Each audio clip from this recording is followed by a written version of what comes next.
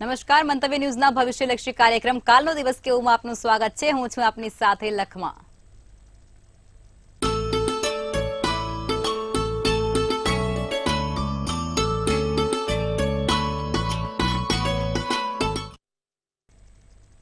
આવતીકાલની માહિતી આપવા માટે આપણી સાથે જોડાઈ ગયા છે કિશન મહારાજ. દર્શક મિત્રો, સૌને મારા પ્રણામ, નમન, વંદન, સ્નેહથી સ્પંદન, દિલથી અભિનંદન. સૌને જય શ્રી કૃષ્ણ, જય મહાદેવ. શરૂ કરીશું આપણે આજે કાલનો દિવસ કેવોમાં પંચાંગ દિન વિશેષ. નક્ષત્ર વિશે જાણીએ છીએ. રોહિણી નક્ષત્ર સૌથી સર્વોત્તમ અને સૌથી સારું એવું આ નક્ષત્ર રોહિણી નક્ષત્ર ઓળખવામાં આવે છે. તેના વિશે વિગતવાર ચર્ચા કરીશું. પ્રશ્નનો જવાબ અને કાલે જેનો પણ જન્મદિવસ છે એના ભવિષ્ય વિશે આપણે જાણીશું. જી બેન.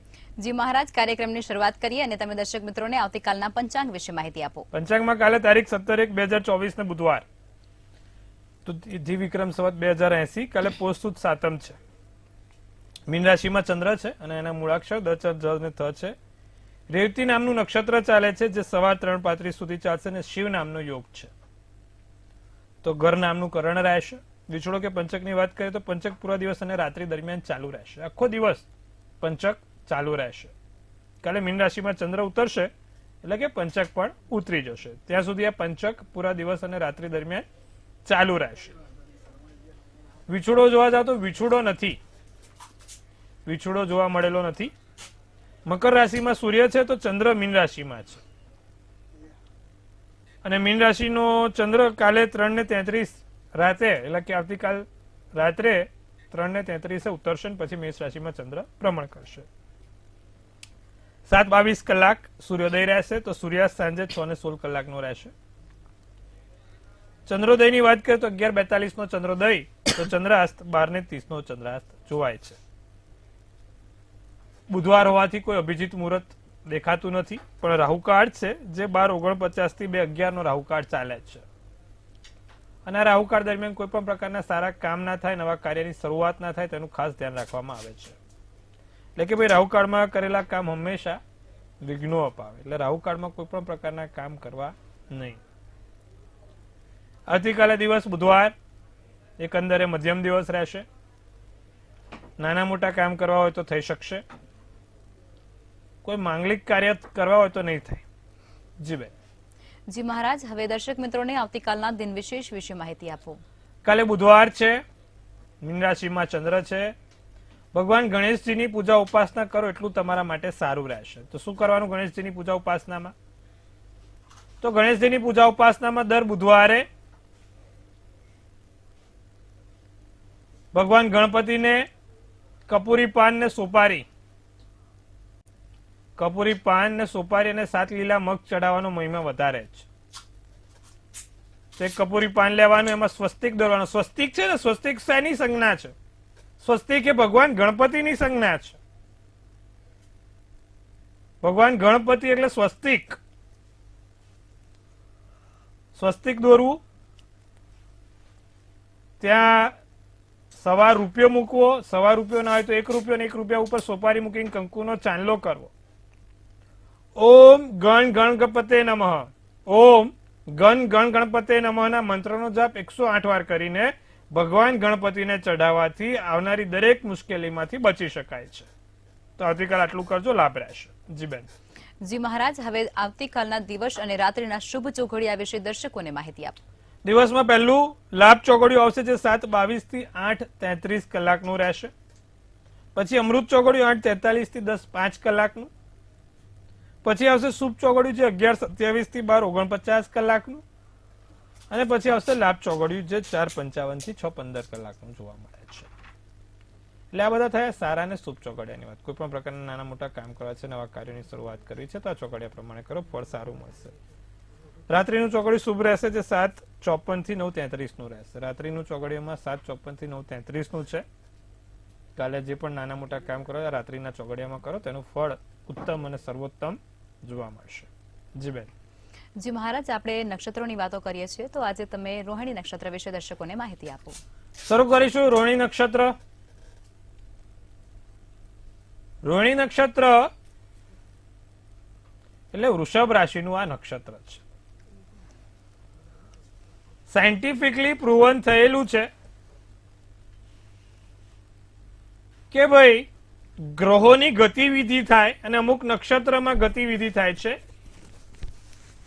તો તેની અસર સીધું મનુષ્ય પર પડે છે. કોસ્મિક રેડિયેશન ને કોસ્મિક એનર્જી કહેવાય. જે લોકો કહે છે ને કે ભાઈ જ્યોતિષમાં વિજ્ઞાન નથી અથવા જ્યોતિષમાં કઈ તથ્ય નથી, એવા દરેક લોકોને થોડુંક સમજાવવાનું કે ભાઈ એક કોસ્મિક રેડિયેશન ને કોસ્મિક એનર્જી, અને આની પર ઘણા બધા સાયન્ટિફિક પ્રૂવન થયેલા છે. એટલે કે ભાઈ ઘણી બધી જગ્યાએ, ઘણી બધી લેબોરેટરીમાં, ઘણી બધી જગ્યાએ, રિસર્ચ સેન્ટરમાં, અમેરિકામાં, જાપાનમાં અને ઓસ્ટ્રેલિયામાં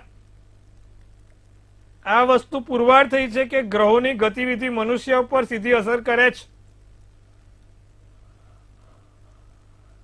એટલા માટે દર 11 વર્ષે મહામારી આવે છે. આ જાણવા જેવી બાબત છે. મેં કીધું દર 11 વર્ષે મહામારી આવે. જો 2020માં કોરોના આવ્યો હતો, એના પહેલા 2009માં સ્વાઇન ફ્લુ આવ્યો, એના પહેલા ઇન્ફ્લુએન્ઝા વ્યુ આવ્યો, એના પછી પહેલા કોરોના ને પ્લેગ આવ્યો હતો. દર 11 વર્ષે, કારણ કે દર 11 વર્ષે સૂર્યની અથડામણ, એના સૂર્યમાં જે સૂર્ય ગ્રહ છે, સૂર્ય તારો છે, ત્યાં દર 11 વર્ષે પ્લાઝ્મા રેડિયેશન્સનું પ્રમાણ વધે છે. જેમ પૃથ્વી પર વોલ્કેનો ફાટે એમ તે સૂર્ય પર વોલ્કેનોઝ એટલા બધા હાઈ થાય છે, પ્લાઝ્મા સેલ્સ એટલા બધા હાઈ થાય છે, જેના કારણે સીધી અસર આપણા પૃથ્વી પર જોવાય છે. અને ગૂગલ ઉપર તમે સાયન્ટિફિક પ્રૂવન છે, તમે વાંચી લેજો, દર 11 વર્ષે આવું થાય છે. અને જેના કારણે દર 11 વર્ષે ક્યાંક ને ક્યાંક નાની મોટી મહામારી આપણે જોઈ શકીએ છીએ. એટલે હવે 2031માં કોઈ નાની મોટી મહામારી આવે, 2020 એટલે 2031, દર 11 વર્ષે થાય. તો આ વસ્તુ સીધી કોસ્મિક રેડિયેશન, કોસ્મિક એનર્જીસ પર છે. જે આપણો સન છે એટલે કે સૂર્ય છે, ત્યાં દર 11 વર્ષે એવા કોઈ ઉપદ્રવ થવાના કારણે પૃથ્વી પર નાની મોટી અસર જોવા મળે છે. એવું પણ સાયન્ટિફિકલી પ્રૂવન થયું છે કે ત્યાં મનુષ્યનું તો કહેવાય છે કે ભાઈ વસ્તુ બરોબર છે, પણ પ્રાણીઓ અને પુરુષ તત્વમાં પણ લોહી પાતળું થવાની ક્ષમતા થાય છે દર 11 વર્ષે.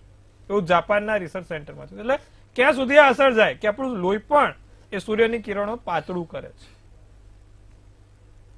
તો આ વસ્તુ છે. તો વાત કરીએ છીએ આપણે આ રોહિણી નક્ષત્રની. ભગવાન અધિષ્ઠા દેવ બ્રહ્મા છે. બ્રહ્માજીનો આ દિવસ છે અને બ્રહ્માજીનું આ નક્ષત્ર છે. રોહિણી નક્ષત્ર વાળા જાતકો દયાવાન, ઉદાર, સાથે સાથે સામાજિક ઉન્નતિ વિચારો કરવા વાળા સારા સમાજ સેવક હોય છે. જે લોકો પણ રોહિણી નક્ષત્રમાં જન્મ્યા હોય તે ઉદાર હોય, દયાવાન હોય, આનંદ પ્રેમી હોય, મોજીલા હોય અને સારા વિચારો ધરાવનાર હોય છે. અને જો આ નક્ષત્રમાં ચંદ્ર, શુક્ર, ગુરુ ઊંચનો થતો હોય તો સોનામાં સુગંધ પડે એવું કામ થતું હોય છે. આ જાતકો જીવનમાં એક સારા સમાજ સેવક અને એક સારી પ્રતિષ્ઠિત વ્યક્તિ બની શકે છે, સારા આગેવાન બની શકે છે. રોહિણી નક્ષત્રમાં જન્મેલા લોકો સૌંદર્યવાન પણ હોય છે, રૂપાળા, નહીં કહેતા રૂપનો અંબાર છે. તમે જોજો વૃષભ રાશિ વાળા ઘણા ખરે રૂપાળાસ. કેમ? કેમ કે ચંદ્ર ઊંચનો થાય, ચંદ્ર એટલે સૌંદર્ય. તમે 100 માંથી 80 વાળા વૃષભ રાશિ વાળાને લાવો, 80 માંથી તમે જોશો ને 70 જણ રૂપવાન હશે વૃષભ રાશિ વાળા. કારણ કે એમનો ચંદ્ર ક્યાંક ને ક્યાંક ઊંચનો થતો જ હોય. વૃષભનો ચંદ્ર ઊંચનો થયો જ્યોતિષમાં. અને એમાં જો કેન્દ્રના સ્થાનમાં હોય તો માણસ રૂપાળું જ હોય. બીજે હોય, પહેલે હોય, સાતમે હોય, ચોથે હોય. તો આ વસ્તુ છે. એટલા માટે થઈને જીવનમાં આ રોહિણી નક્ષત્ર ખૂબ માન્ય આપે છે અને ખૂબ સારું નક્ષત્ર કહેવામાં આવ્યું છે. કોઈ સારા કામ કરવા હોય તો રોહિણી નક્ષત્ર ચાલતું હોય અને વૃષભ રાશિમાં ચંદ્ર હોય તો કરો, તેનું ઉત્તમ ફળ મળે છે. રોહિણી નક્ષત્રમાં શનિવાર હોય અને રોહિણી નક્ષત્ર ચાલતું હોય તો કોઈ રોગ થયો તો 7 દિવસ પછી મટે છે, 7 દિવસ સુધી મટતો નથી. આ વાત થઈ આપણે રોહિણી નક્ષત્રની. જી બેન. જી મહારાજ, હવે રાશિ ભવિષ્ય તરફ આગળ વધીશું. પ્રથમ 3 રાશિ એટલે કે મેષ, વૃષભ અને મિથુન રાશિના જાતકોનો આવતીકાલનો દિવસ કેવું રહેશે તે જણાવો. મેષ રાશિવાળા જાતકોની આવતીકાલની વાત કરીએ તો મેષ રાશિવાળાને કાલે આર્થિક રીતે નાની મોટી તંગી જણાય. મેષ રાશિવાળા કાલે આર્થિક રીતે થોડુંક સાચવવાનું છે. આર્થિક તંગીના કારણે ક્યાંક હેરાનગતિ થાય. ઉર્જાનું સ્તર સારું ઊંચું રહેશે. ઉર્જાના સ્તરમાં કાલે તમારો મનોબળ મજબૂત રહેશે. પ્રિય પાત્ર તમને અસીમ પ્રેમ આપશે. પ્રિય પાત્રોથી લાભ રહેશે. પરિવાર સાથે દિવસ સારો અને સુંદર જણાય છે. કેસરી શુભ કલર શુભાંક 3 જ છે. વાત કરશું વૃષભ રાશિની. વૃષભ રાશિવાળાને કાલે સ્વાસ્થ્યમાં સંભાળ લેવી જરૂરી છે. શ્વાસની દ્રષ્ટિએ દિવસ મધ્યમ ગણાય છે. મૂડીરોકાણની નવી તકો મળશે.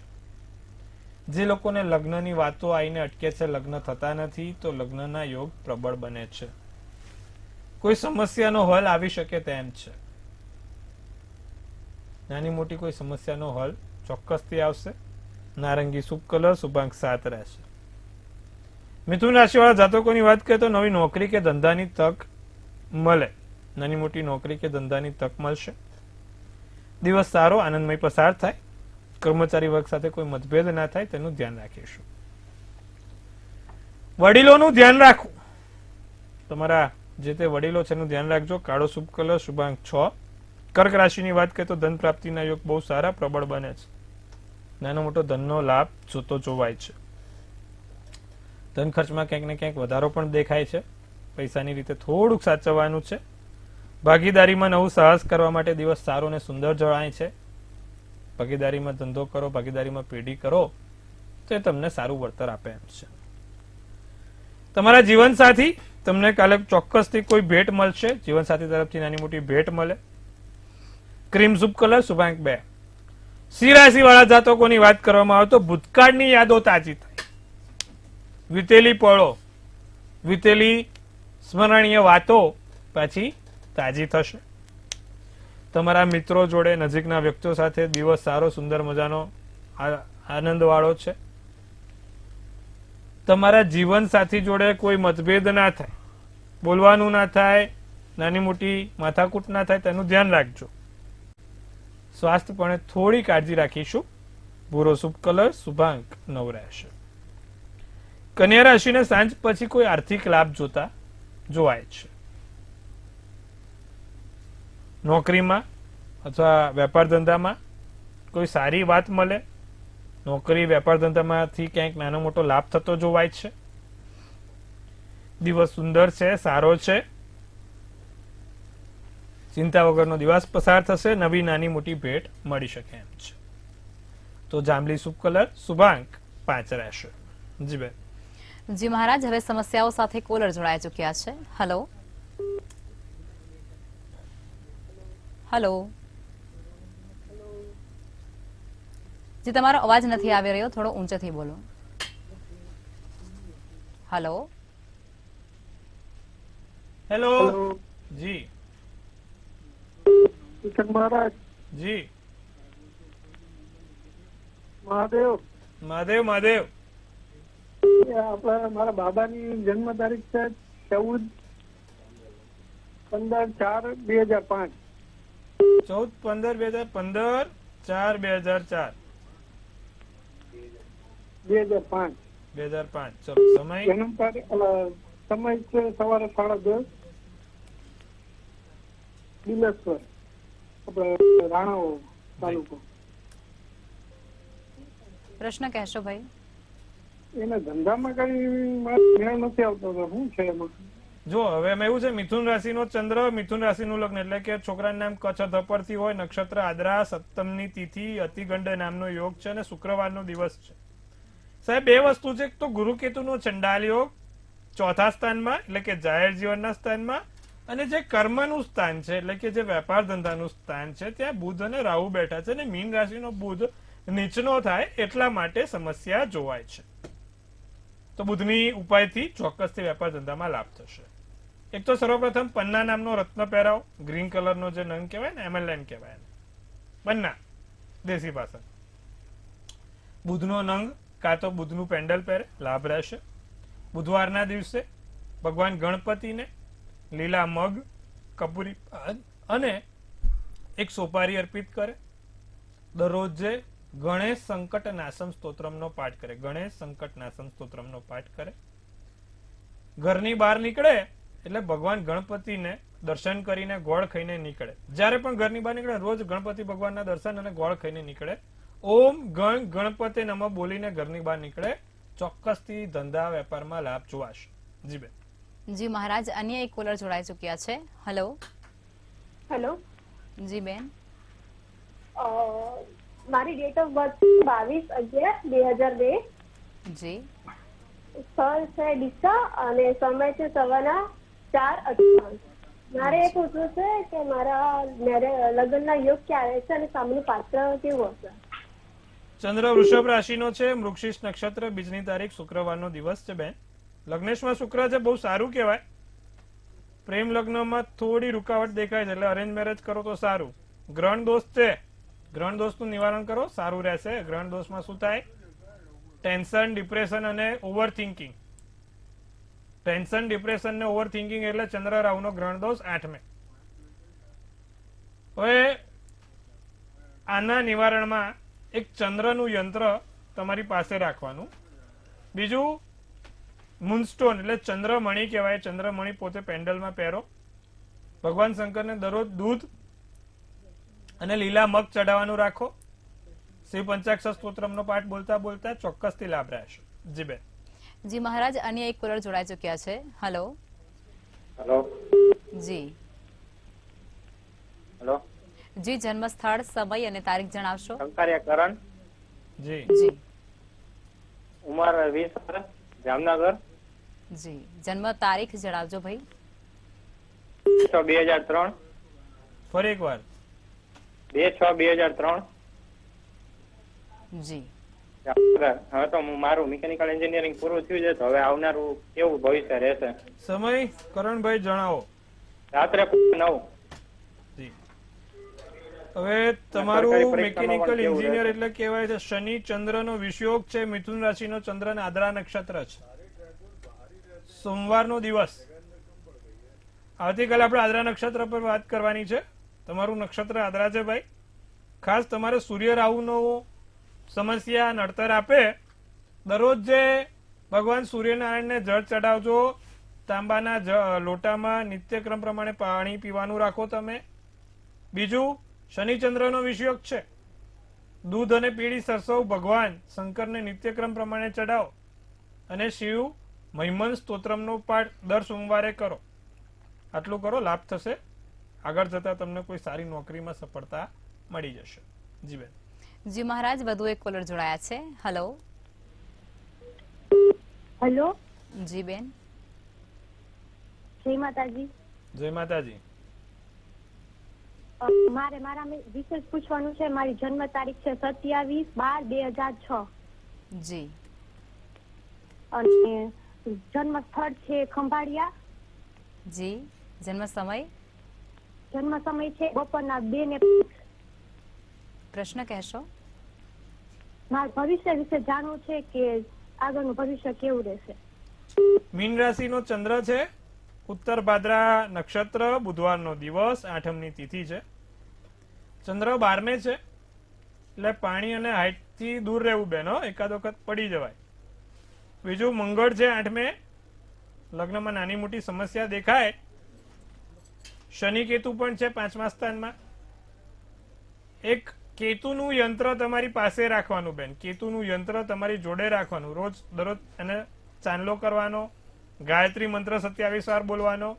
દર રવિવારે ગાયત્રી માતાને કમળનું ફૂલ ચડાવો. આટલું કરો, લાભ રહેશે. નેગેટિવ થિંકિંગ છોડી દો. નકારાત્મક વિચારો બહુ ચાલે છે મગજ ઉપર, છોડી દો. એટલું કીધું એટલું કરો, લાભ થશે. જી બેન. જી મહારાજ, અન્ય એક કોલર જોડાયા છે. હેલો. હેલો. જી બેન. હેલો. 4/1/2000. 4/1/2000. 4/1/2000. જી. હા. હેલો. જી, સમય અને સ્થળ કહેશો બેન?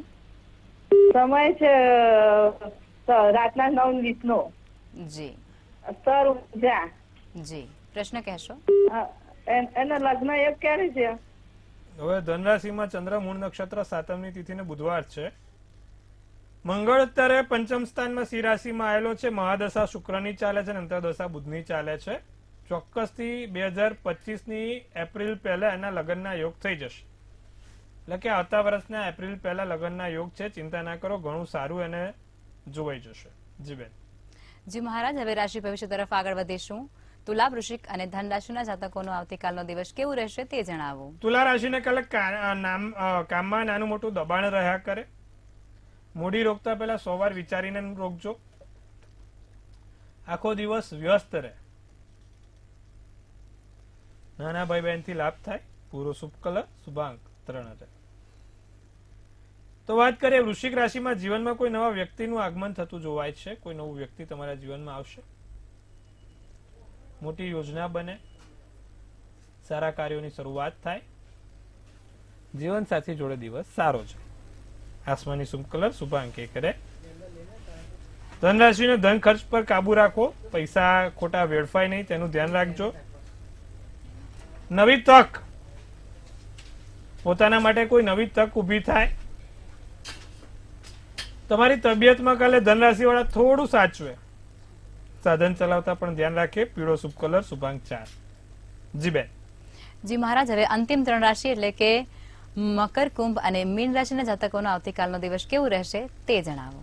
તો મકર રાશિને કાલે ધનના લાભ થતા જોવાય છે. આર્થિક સ્થિતિ સારી છે ભાઈ. મકર રાશિ વાળા 2-5 રૂપિયાના લાભ ચોક્કસથી જોવાશે. વર્તન, વાણી અને વ્યવહારમાં સાચવવાનું છે. વ્યક્તિમાંથી વ્યક્તિ વિશેષ બનવાનું છે. મુઠ્ઠી ઉંચેરા માનવ બનવાનું છે. મકર રાશિ વાળા થોડું ધ્યાન રાખે. પોતાના જાતને આગળ વધવાનો પ્રયત્ન કરાવે. પ્રેમનો પ્રસ્તાવ આવે, લગ્નની વાત આવે, તમારી રીતે યોગ્ય લાગે, અયોગ્ય લાગે, બેસવું ના બેસવું તમારી પર છે.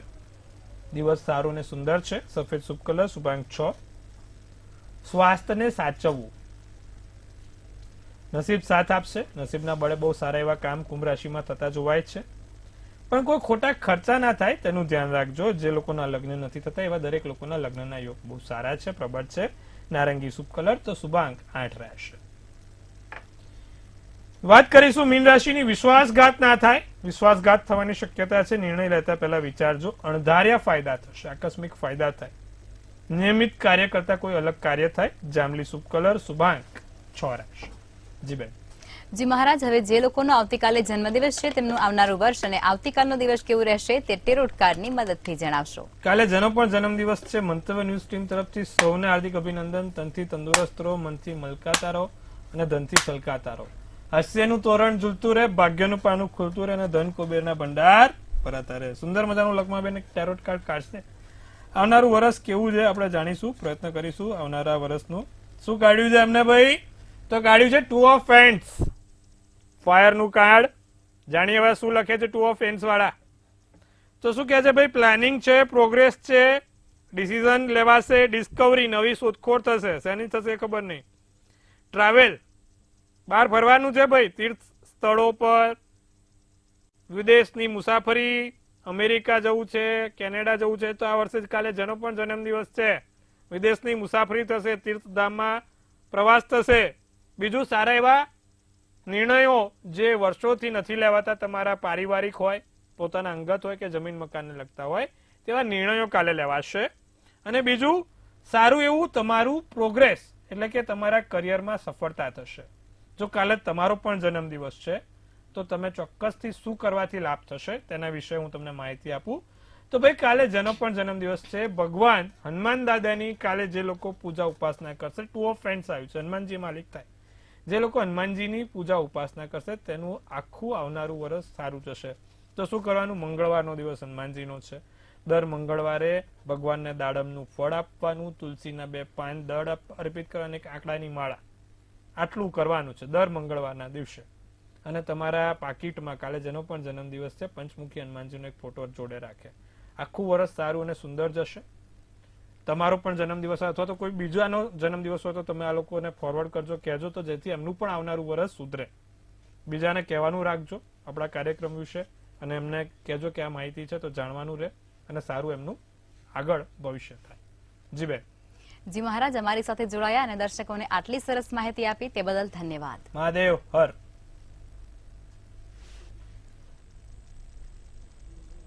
જો હવે તમારે પણ કોઈ પ્રશ્ન હોય તો નોંધી લો કિશન મહારાજનું સરનામું અને કોન્ટેક્ટ નંબર.